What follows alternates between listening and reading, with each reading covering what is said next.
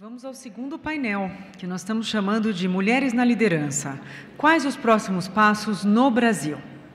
E para compor esse painel, eu chamo ao palco Ana Carla Abrão, sócia da Oliver Women e ex-secretária da Fazenda do Estado de Goiás. Chamo também a fundadora da Rede Mulher Empreendedora, Ana Fontes. A fundadora da Mastertech, Camila Achuti, é isso, Camila? Achuti. Cristiane Mano, editora executiva da revista Exame. E para moderar esse painel tão feminino, eu chamo ao palco José Eduardo Carneiro Queiroz, sócio-diretor da Matos Filho. Bom dia. Os homens estão em minoria aqui, né? Coisa diferente. Normalmente os homens estão em maioria sempre nos ambientes corporativos. Eu queria primeiro agradecer o convite da Câmara e do Council of the Americas para estar aqui hoje. Eu vou moderar esse painel, né? Eu pensei em fazer um papo para colocar um pouco a perspectiva aqui, as ideias que os participantes têm, e colocar um pouco, vou começar falando um pouco da minha experiência e colocar um pouco um pano de fundo nessa história que acho que é importante. O painel é para pensar um pouco quais são os próximos passos no Brasil. Então, a primeira coisa, eu acho que é importante esse contexto, né? Nós estamos falando do empoderamento feminino no contexto do Brasil, que é um país muito atrasado nesse tema, que é um país extremamente conservador, extremamente retrógrado. E por que eu acho que isso é importante? Porque não dá para discutir a questão do empoderamento feminino no âmbito corporativo sem lembrar que a gente está nesse país. A gente tem uma formação histórica, uma formação social, que, dentre outras coisas, formou como é que é desenhado, como é que é visto o papel da mulher no Brasil. Até para quem tiver interesse, eu li um livro recentemente que foi organizado pela Mari Del Pietro, que é uma historiadora, que chama História das Mulheres no Brasil. É super interessante que ela vem desde a formação colonial, né, contando como é que foi a formação nossa, social, histórica, cultural, com relação ao papel da mulher. Então, é nesse contexto que a gente está olhando o assunto nesse país. A minha experiência com o tema do empoderamento feminino é recente.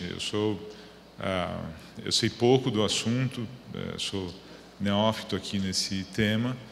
Na verdade, é um tema que ele começou no escritório a ser trazido, a ser colocado pela Gláucia, que acabou de falar ali, e que sempre foi uma pessoa super ativa na gestão do escritório, nas coisas que a gente faz, nas associações que nós participamos. Mas em 2015, quando eu assumi essa posição de sócio-diretor, eu achei que era importante trazer o assunto como um assunto institucional que o escritório ia se preocupar. E eu achava que era muito importante também uma outra coisa, que não fosse só uma conversa envolvendo as mulheres, porque alguém falou disso também aqui, evitar aquela coisa de ficar uma conversa entre pessoas que estão numa mesma perspectiva, que têm o mesmo interesse, mas que você não tem a interlocução com outro grupo que também tem uma influência muito importante nesse tema. Então, de lá para cá, a gente fez várias coisas, né? A gente tem um grupo lá de afinidade dentro do escritório, a gente participa de vários fóruns, fizemos treinamento de viés inconsciente, fizemos lá um programa específico de mentoria para desenvolvimento profissional das mulheres. Mas eu cheguei a duas conclusões, e são impressões minhas, não tem nada assim de científico, mas são mais constatações do que nós vimos, que acho que são importantes para essa discussão. A primeira tem a ver com esse estereótipo aqui, que alguém falou também. Será que as mulheres querem? Né? Que tem, né, outras dimensões. Então, vocês já devem ter ouvido isso. A mulher ela não é tão boa de networking, a mulher ela não é tão boa de negociação, ela não é tão confortável para exercer uma posição de liderança. A minha conclusão sobre esses assuntos é que são crenças populares, na verdade. Não acho que isso existe. Acho que existe, do mesmo jeito que existem homens que podem ter uma ambição profissional maior ou menor, tem mulheres também que têm ambição profissional maior ou melhor, mas um pouco pela formação, né, de como as pessoas veem a inserção da mulher, foram criados esses estereótipos e que eles são, na verdade, grandes barreiras de desenvolvimento para as mulheres.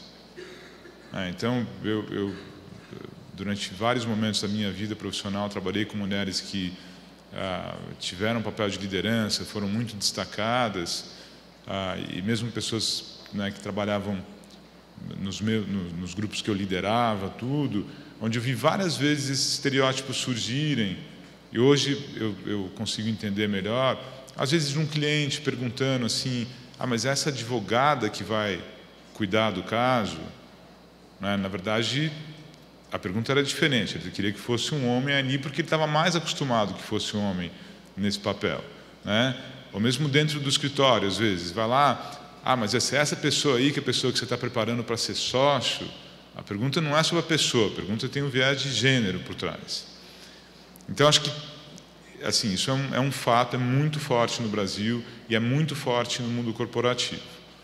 Aí, acho que tem dois caminhos para mudar isso. Primeiro, colocar o tema, né? E aí acho que é um papel importante da liderança de colocar um pouco o dedo na ferida, né? Então, e o Brasil ele é muito particular nesse aspecto. O Brasil é um país onde ele tem um alto engano sobre essa questão de diversidade, essa questão do preconceito, que ele é muito forte, né? Então é muito difícil você normalmente falar com as pessoas no Brasil sobre esses temas, a primeira reação da pessoa é falar assim, não, eu não, na minha empresa não, é diferente. É um denial de uma coisa que acho que hoje é muito mais clara, muito fácil de se identificar. Então, acho que exatamente porque tem essa negação, precisa colocar o dedo na ferida, né? Pode ser com várias estratégias, tem gente que defende a adoção de cotas, tem gente que defende outro tipo de approach, mas tem que falar, né? Se você tem um dado público um percentual grande de candidatas mulheres, que você contrata só um número pequeno no final, tem alguma coisa errada com o seu processo. O talento ele está espalhado independentemente de crença religiosa, de raça, de gênero, né? Se tem lá metade homem, metade mulher, tem metade de talento dos dois lados. Deveria ser, né, uma variação pequena sobre esse percentual sempre num dado grupo. Então tem que colocar esse dedo na ferida. E acho que tem que ter esse awareness das mulheres também.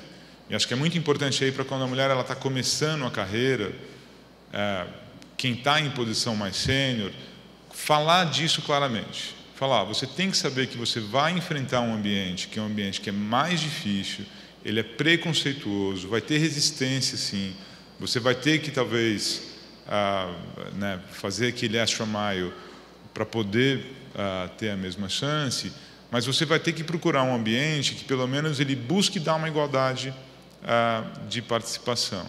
E eu acho que é muito por onde a gente tem que caminhar nos próximos anos. A gente tem que chegar, né, em ter um país que ele seja mais inclusivo, que ele fale desses temas, reconheça que existe, né, uma série de barreiras, uma série de dificuldades que a gente tem que enfrentar, né, e comece com as lideranças, as pessoas que estão no mundo corporativo. Acho que todo mundo aqui que está nessa audiência, né, nós somos um grupo de privilegiados, né, porque nós temos acesso a esse tipo de debate, temos acesso a esse tipo de informação.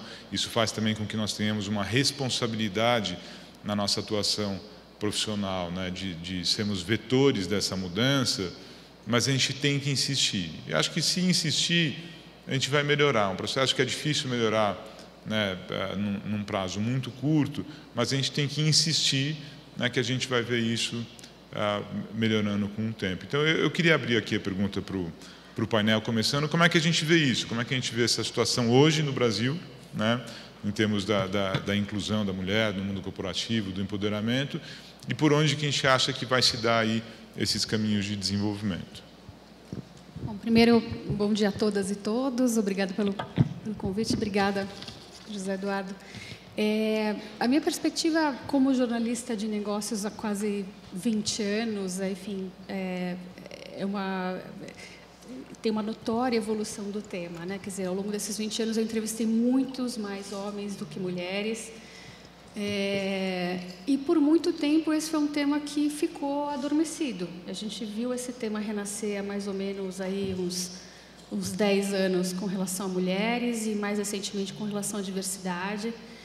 E no ano passado, a revista Exame fez um levantamento, que aí trouxe dados concretos que mostram não só o diagnóstico, né, da presença feminina, mas também o que, de fato, as empresas que são mais bem-sucedidas estão fazendo, que eu achei, enfim, foi um resultado bastante interessante.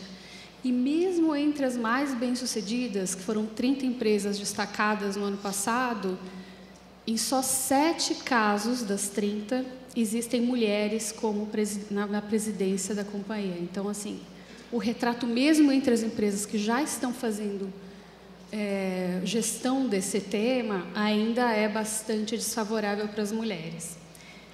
Mas a gente vê que existem maneiras de trabalhar esse tema de maneira organizada. Então, um pouco do que você já falou. Dar visibilidade, que as pessoas falaram aqui, né? Enfim, dar visibilidade para esses números.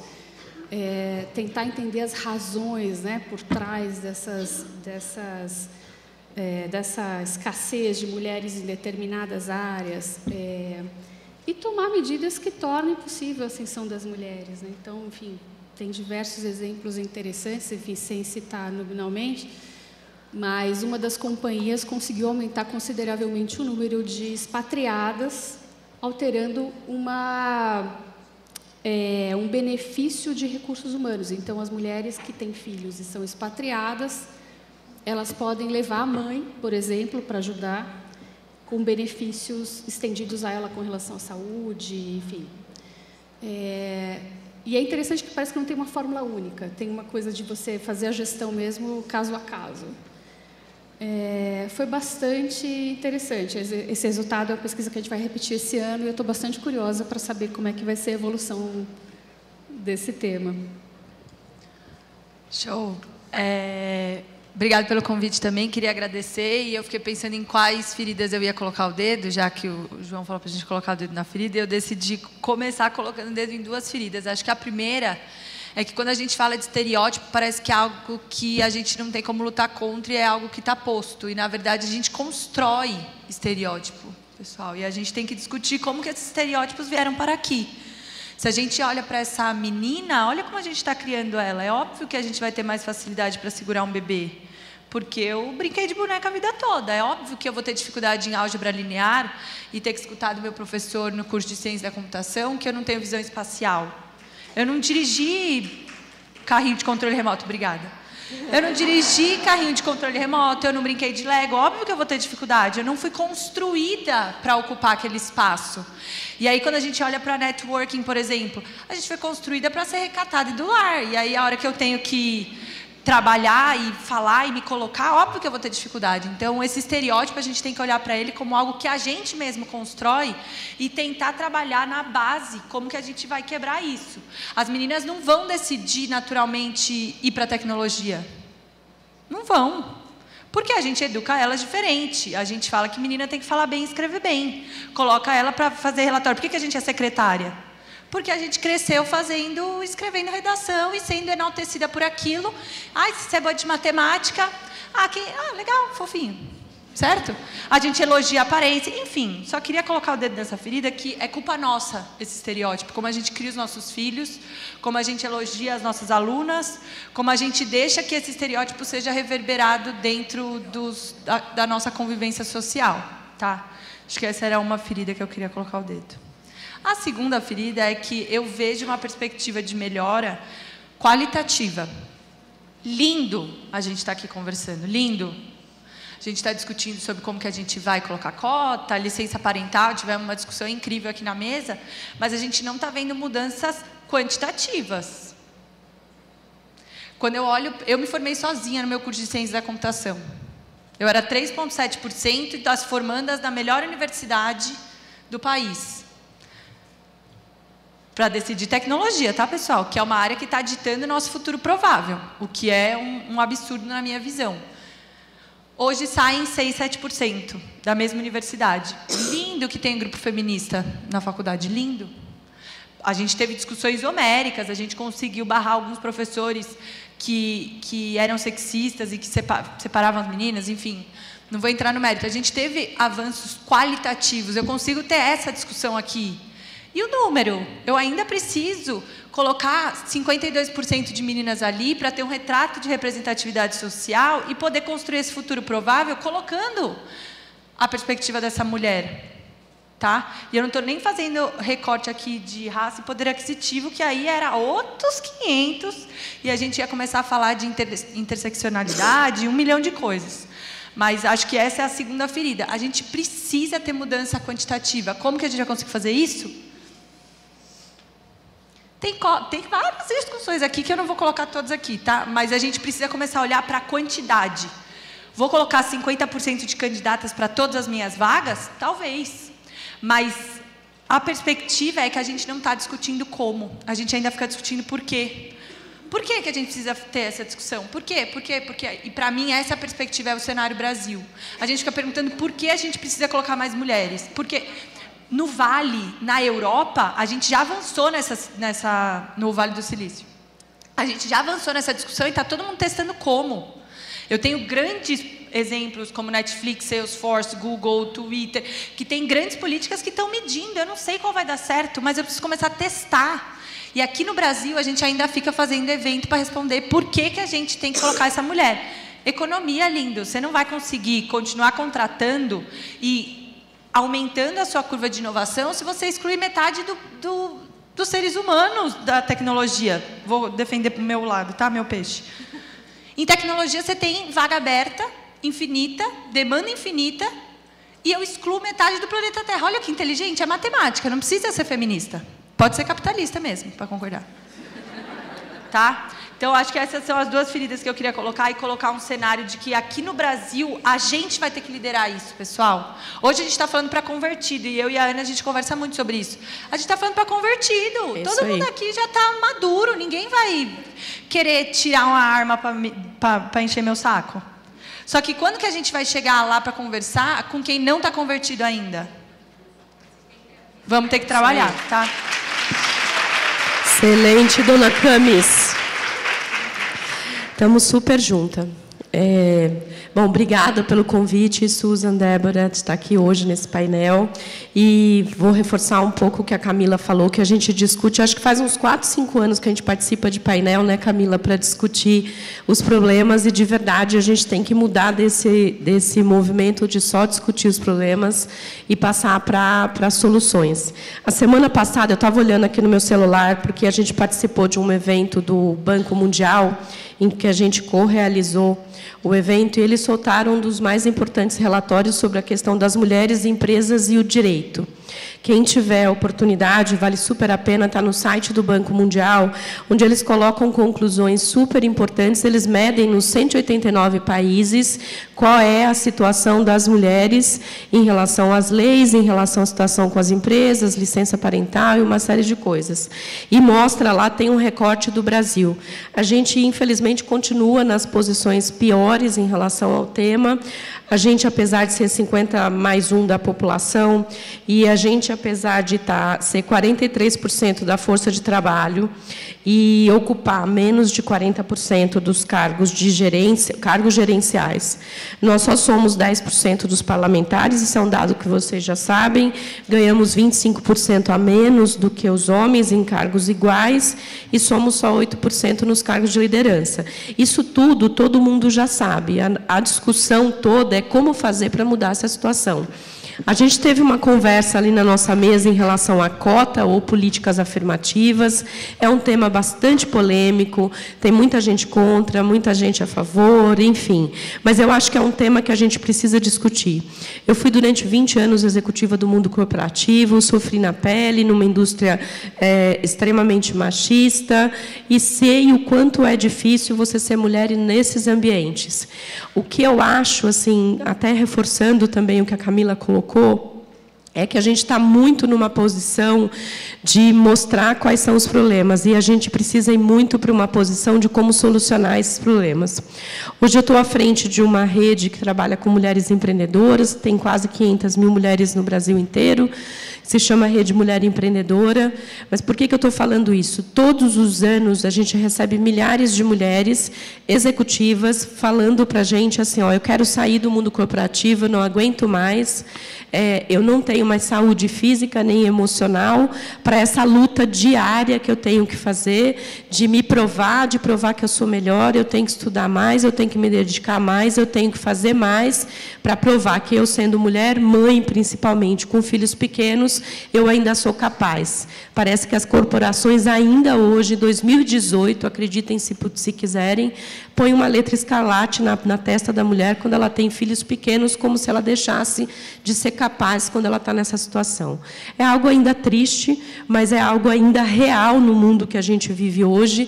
Por isso que eu acredito muito nas discussões, e a gente também discutiu na mesa que não se muda nada sem conflito.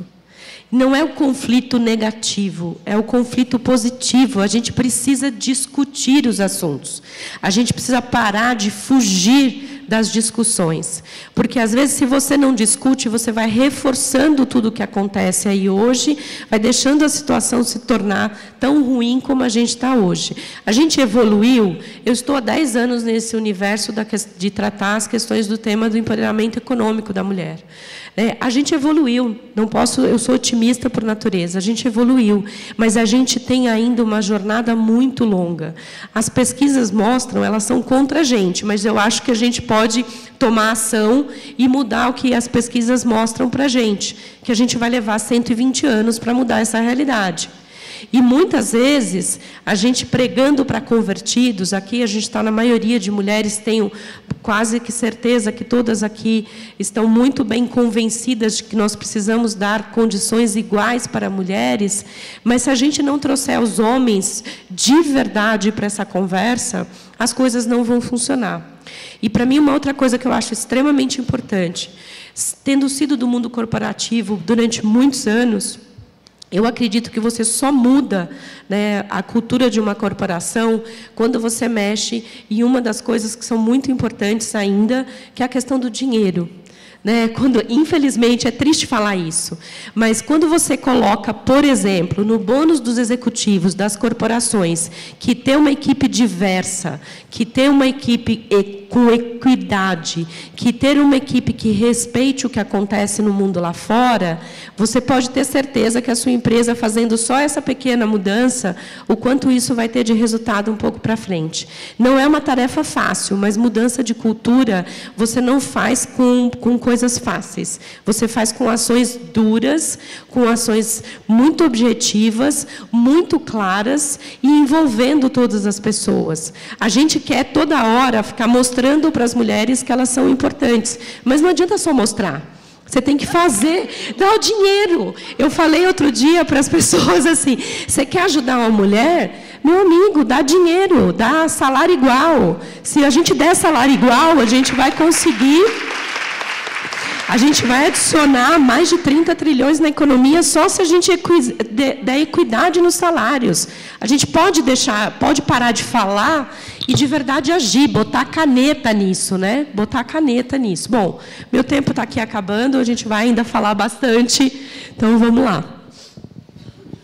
Bom, muito bom dia a todos, hoje é quase boa tarde. Um prazer estar aqui, agradeço a AmCham, ao Council of Americas e cumprimento aqui os meus colegas de painel. Eu, por acaso, assim, né, eu tenho uma trajetória de 20 anos de mercado financeiro, tenho uma atuação no setor público, e, quando eu olho para trás, esses 25 anos de mercado de trabalho, hoje, para mim, inclusive, é muito claro, né, tudo que a gente sofre do ponto de vista de preconceito, e que hoje é mais claro, inclusive, do que, tenho certeza, era para mim na minha trajetória como um todo. E aí eu vou puxar um pouco, né, do que... tentar fazer aqui um gancho com as falas anteriores, e, em particular, com o ponto do José Eduardo. Como é que o Brasil está hoje? Eu não tenho a menor dúvida que avançamos. Eu olho para a trajetória da minha mãe, por acaso, não por acaso, mas ela é uma senadora da República, foi a primeira mulher eleita deputada federal por Goiás, E, claro, que teve que enfrentar obstáculos muito maiores do que eu enfrentei, e eu espero que a minha filha também enfrente muitos menos obstáculos do que eu enfrentei. Mas, definitivamente, a gente ainda tem uma situação de desigualdade, de preconceito, que, muito na linha do que o Zé Eduardo falou, a gente, às vezes, nega. Eu, que vivi em 2 ambientes tão masculinos como o mercado financeiro e o setor público, eu posso dizer claramente que o preconceito inconsciente ele é muito mais forte hoje, até em função de todo um patrulhamento, um amadurecimento que a gente tem, mas o preconceito inconsciente é muito mais forte do que a gente pode perceber e pode lutar contra de uma forma muito mais objetiva.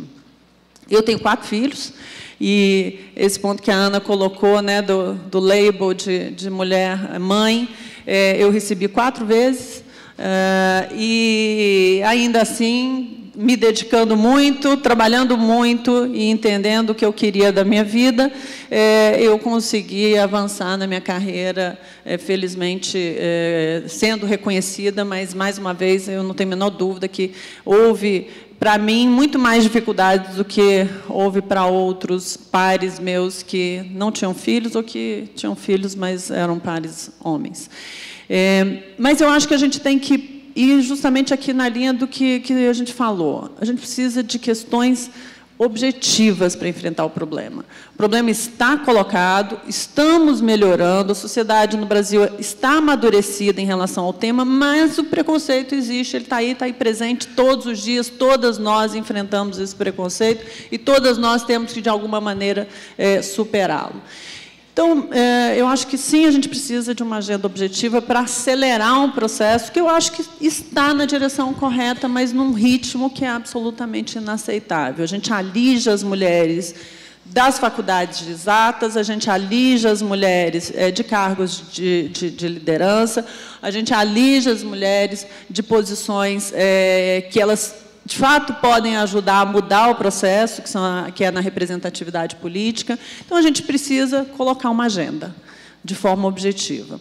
Eu acho que a gente vai falar sobre isso ao longo do processo, dar ideias aqui, mas, sem dúvida nenhuma, se a gente não mudar o processo como ele está estabelecido, desde o ponto de vista de contratação, de promoções, de avaliação de performance e de ocupação de cargos de liderança, tanto no setor privado quanto no setor público, nós não vamos conseguir acelerar esse processo. Então, a gente tem que...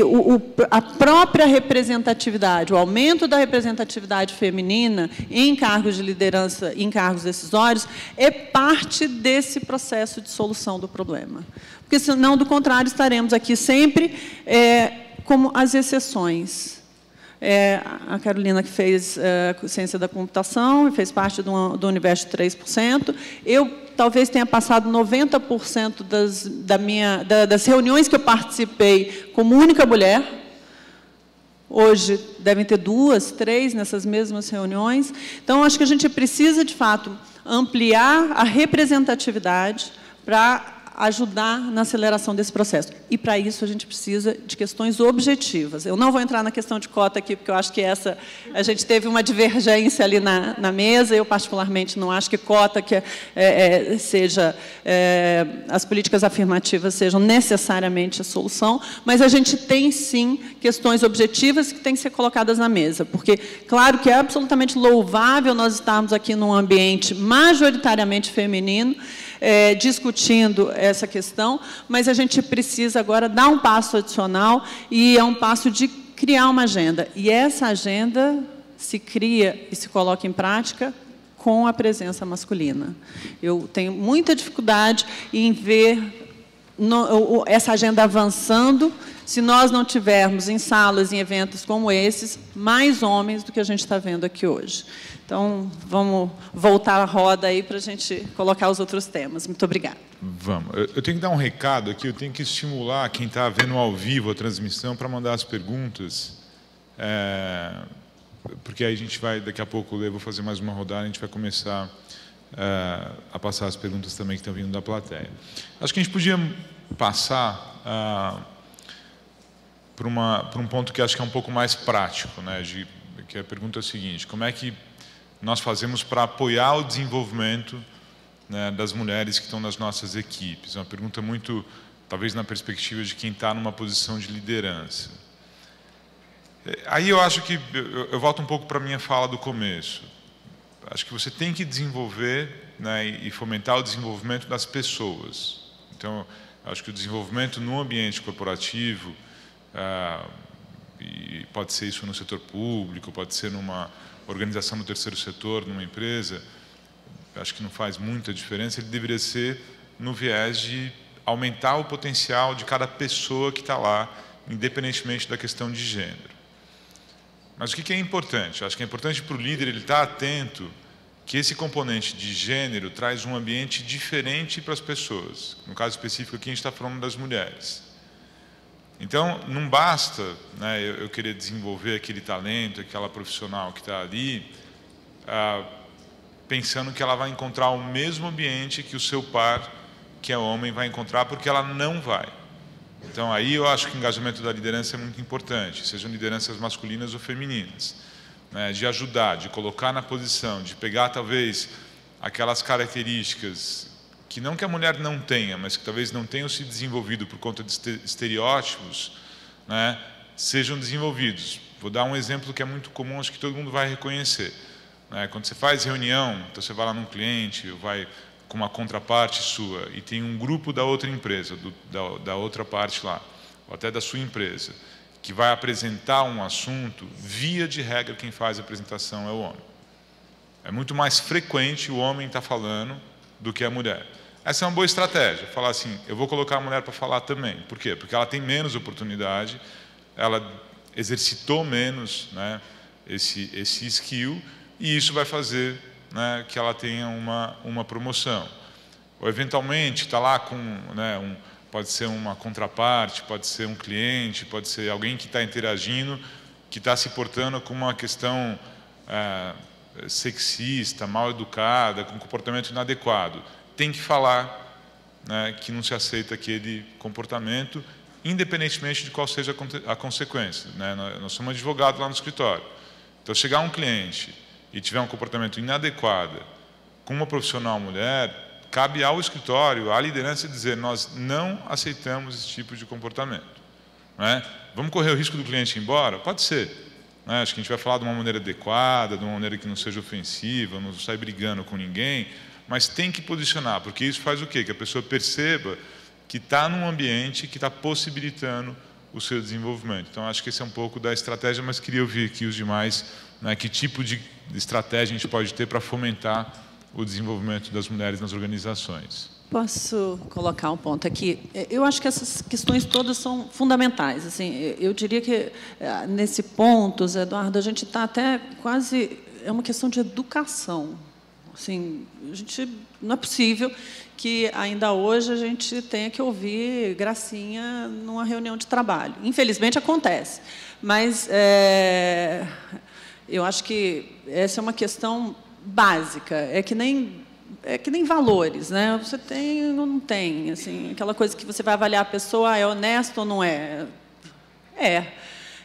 Então, eu acho que essa é uma questão que é o ponto de partida. Mas, quando eu falo de uma agenda objetiva, eu acho que a gente tem que ir mais profundamente. E aí eu vou puxar a licença parental que a gente conversou ali na mesa mais cedo, que até eu escrevi minha coluna sobre isso ontem e estava comentando, compartilhando lá na mesa, que eu recebi reações absurdamente machistas.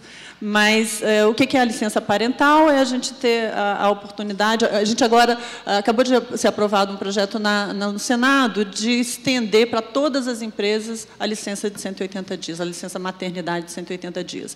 E o que eu provoco é por que a licença maternidade de 180 dias e por que não a licença parental com obrigatoriedade que o pai tire parte dessa licença? Por que isso? A gente lá na Oliver fez um estudo, e a gente vai divulgar isso possivelmente daqui um mês, mais ou menos, que mostra, e esse é um resultado super já reconhecido por vários outros estudos, que o grande problema hoje é a mulher na meia direção, que atinge, né, cargos de meia gerência ali entre 30 e 35 anos, e que ela tem ou dificuldade de se colocar no mercado de trabalho, porque existe, sim, o preconceito, a empresa faz a conta e é legítimo a empresa fazer a conta de pensar, bom, mas se essa pessoa sair daqui a 6 meses, de 2 uma, ou eu vou ter que, de alguma maneira, ganhar produtividade, fazer a mesma coisa durante a licença maternidade dela com as mesmas pessoas, vou ter que trazer uma pessoa adicional. Essa conta é feita, a gente não tem como negar. Mas, então, ela tem dificuldade de se colocar inicialmente, ela tem dificuldade de ter uma trajetória de promoção, de progressão de carreira, porque ela interrompe o trabalho dela de forma intermitente, aí, dependendo do número de filhos que ela tem. Só fazendo um parênteses aqui, um dia eu ouvi, inclusive, de um chefe homem que virou para mim, eu já diretora estatutária do Itaú, ele não era do Itaú, era um chefe que tinha sido chefe meu em outro lugar. Deixa eu fazer esse disclaimer, porque o Itaú tem políticas bastante claras aí, né, de conduta. E ele virou para mim e falou assim, nossa, Ana, você chegou nesse ponto da sua carreira, imagina se você não tivesse tido 4 filhos, onde você tinha chegado? Que ódio. Eu falei, bom, se eu não tivesse 4 filhos, eu não teria chegado onde eu cheguei.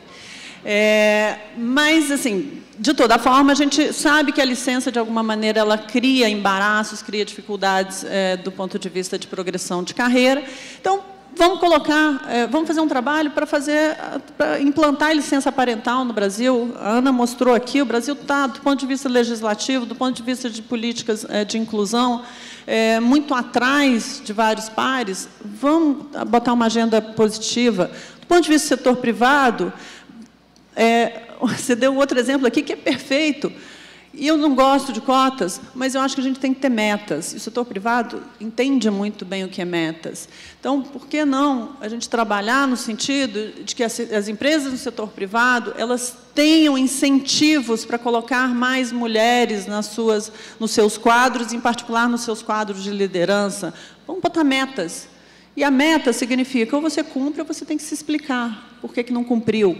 Outro dia, eu sou sócia de uma empresa de consultoria, e dentro desse trabalho que a gente estava fazendo, uma coisa que apareceu muito claramente. Hoje existem clientes que perguntam, olha, eu quero saber qual é o time que você vai colocar nesse projeto, caso você ganhe, porque se ele não for equilibrado do ponto de vista de gênero e de diversidade de maneira geral, isso vai contar pontos a menos para você como consultoria na hora que eu vou avaliar o seu projeto. Então, existe hoje uma agenda que ela é possível de ser implantada e que ela é moralmente muito justa. É difícil hoje a gente não ter... As cotas, a gente gera problemas de discussão mais complicados, tem gente que é a favor, tem gente que é contra, mas existem hoje políticas que são políticas claras que podem dar resultados. Bom, só queria retomar um pouquinho uma questão que o Eduardo falou. Eu acho, assim, assédio moral e assédio sexual não tem discussão, é crime, né? Não existe tolerância B, Z ou qualquer coisa, é crime. A segunda questão que eu queria colocar é que muitas vezes coloca-se a mulher como se ela tivesse uma diferença de capacidade em relação aos homens, o que é a mais absoluta inverdade. Nós temos a mesma capacidade em relação aos homens. Somos fisiologicamente diferentes, mas temos o mesmo nível de inteligência, o mesmo nível de capacidade. Por isso, eu não consigo entender até hoje por que as empresas ficam colocando essas questões da mulher em licença maternidade ou o que quer que seja. A terceira questão que eu acho super importante é assim, a sociedade quer que a gente seja mãe como se nunca trabalhasse e que seja trabalhadora como se nunca fosse mãe. Isso não casa, né? A gente não chega num consenso. A gente já é julgada por absolutamente tudo na vida, né? A mulher já é julgada por tudo, por ser mãe cedo, ser mãe tarde, ser mãe de 1 filho, de 4 filhos. Tenho certeza que se você ouve isso, um monte de se não é mãe. A gente é julgado por absolutamente tudo. Então, acho que a gente tem que também se colocar, se impor nessa sociedade super complexa que fica exigindo da gente o tempo inteiro um comportamento. e trazer os homens para essa conversa, né? Eu acho que é uma história muito importante a gente querer trazer os homens para essa conversa, para essa discussão, porque se a gente não trouxer, a gente vai ficar o tempo inteiro falando para as mesmas pessoas. E só para encerrar, eu acho assim, eu vejo muitas mulheres falando, mas eu sou mãe, eu tenho filhos pequenos, então eu acho que é melhor eu sair do trabalho agora, né, e cuidar dos meus filhos e depois eu volto. Isso não é porque a gente quer. Se for porque quer, ok, não tem problema. O problema é que colocam na nossa cabeça que a gente tem que ser uma mãe, a gente tem que ser ou uma coisa ou outra. A gente não precisa ser uma coisa ou outra se a gente não quiser. A gente tem que ter a condição aonde a gente está de ser o que a gente quiser. Eu acho que essa é a grande discussão. É isso que a gente, de verdade, não tem conseguido fazer com que as empresas entendam. E eu acho que esse é um caminho, mais uma vez reforçando, é um caminho de caneta. É um caminho de gente que decide colocar isso para acontecer e fazer acontecer. Eu dei risada no meio da fala da Ana, porque eu lembrei de um documentário. Não é um documentário, é um filme, chama Eu Não Sou um Homem Fácil. Pessoal, dá uma anotadinha aí, tem no Netflix. Vai fazer frio esse final de semana, por gentileza. Veja com os filhos, com o marido, com o rolê todo mundo, tá? Não vou dar spoiler, porque vocês vão assistir. Mas é tão caricato, Eu Não Sou um Homem Fácil, é tão caricato que você começa a dar risada de desespero. Assim, os meninos até riem porque acham engraçadinho. Eu ria de desespero, tá? Assista, eu não vou falar mais nada. Sobre políticas afirmativas, pessoal, vou dar um exemplo que a gente faz no escritório, tá? Hoje a gente tem uma escola, então o Mastertech trabalha habilidades do século XXI, tanto no ambiente corporativo quanto no B2C, e a gente dá curso de programação, UX, Growth Hacking, todas essas siglas aí que o mercado está pedindo, mas não tem ninguém formando, no caso. E a gente é parceiro oficial do Facebook, num projeto chamado Estação Hack. E aí falaram assim, toma, Mastertech, 1.200 bolsas. Você distribui aí para quem quiser. Eu, Camila, poderia fazer o quê? Pegar 1.200 bolsas, fazer a chamada pelo site, aceitar a realidade social e ter 25% de meninas nas minhas turmas, porque é o que eu recebo de inscrição, correto? Não. Por quê? O fato de ser mulher me dá a sensibilidade de que essa menina que se inscreveu, ela quebrou várias barreiras. Várias. Ela primeiro reconheceu que um curso de tecnologia é para ela. Ela reconheceu que ela pode ocupar aquele espaço, que ela merece estar ali, que ela não precisa se subjugar. Ela reconheceu várias coisas. Então eu, Camila, como política afirmativa que podemos dar... Eu estou usando política afirmativa porque quando você fala meta, a galera briga e aí você não consegue falar. Aí fala política afirmativa que todo mundo fala, é fofinho. Então, política afirmativa tem surtido um efeito melhor na discussão, tá? Qual que é a política afirmativa, pessoal? 61% de meninas. Por quê? Retrato da sociedade. E não é só menina. Vamos colocar a menina negra periférica, que é a maioria na sociedade, que para mim eu fico nervosa quando falar que mulher é minoria, a gente é 52% da sociedade. Minoria, lindo. Se eu me unir aqui, fofinho, vocês estão lascados. Enfim, eu, Camila, faço o quê? Ponho na sala distribuição da sociedade. É uma decisão minha fazer isso. Talvez, se não fosse uma mulher na liderança, talvez a gente não olhasse para isso. Não, tem 30%, vamos continuar retratando e escolher os melhores. Não tem essa de melhor. Tem retrato, eu estou formando pipeline, eu não posso tomar a decisão de escolher quem é melhor. Eu estou decidindo como vai ser a sociedade no futuro. Eu estou dando o poder dessa menina decidir como vai ser o futuro. Então, principalmente na formação de pipeline de talento, pessoal, a gente tem que ter muito cuidado em negar política afirmativa, porque é aí que a gente vai transformar o processo. Quando essas meninas saem de um curso de 1 mês de programação, essas meninas elas vão levar dinheiro para casa, porque ela leva dinheiro para casa. Os meninos compram tênis. Construção de gênero, não estou fazendo juízo de valor, pessoal, mas a primeira grana que a menina ganha ela volta para fazer um jantar para a família dela porque ela está feliz e ela agradece. O menino, por construção de gênero, compra o tênis novo, e tudo bem. Só que não é Camila falando, é o Unesco falando. Quando você educa uma menina, você educa mais 5. Essa menina pede vaga para a irmã. Essa menina passa a ser referência dentro da casa dela.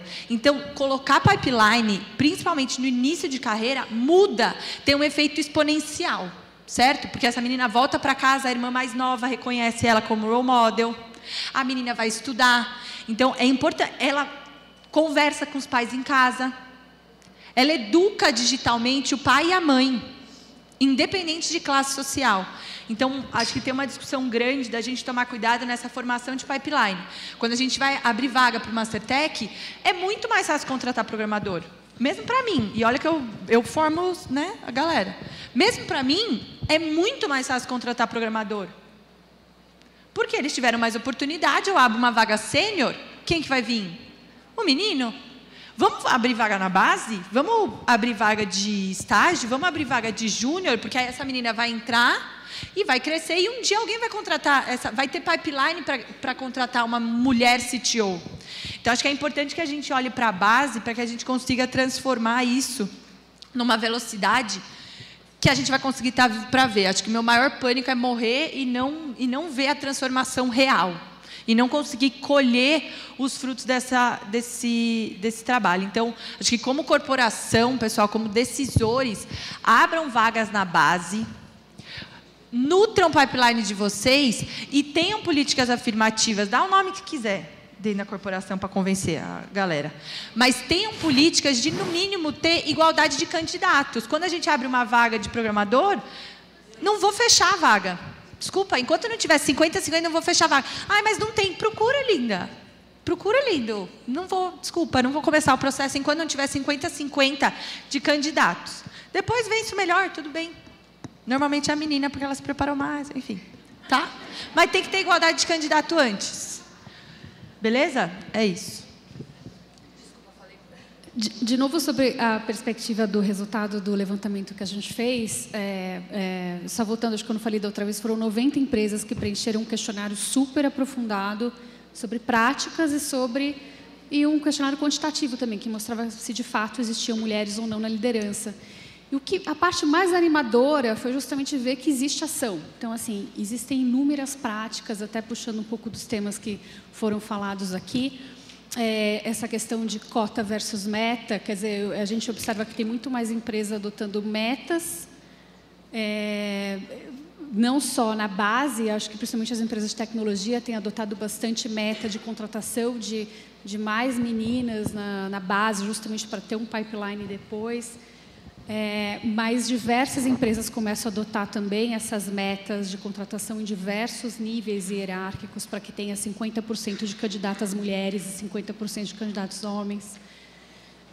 Então, existe um esforço para sair da discussão e partir para a ação. E eu acho que isso é bastante animador e parece promissor para os próximos anos. E também um pouco voltando à maternidade, outro aspecto que eu acho bastante interessante, empresas tentando minimizar o impacto da maternidade na ascensão da carreira. Então, acho que alguém até falou aí em algum momento, algum banco, se não me engano, que faz isso, que considera a avaliação anual da mulher que saiu de licença maternidade como o período que ela foi trabalhado, na verdade, é considerado o período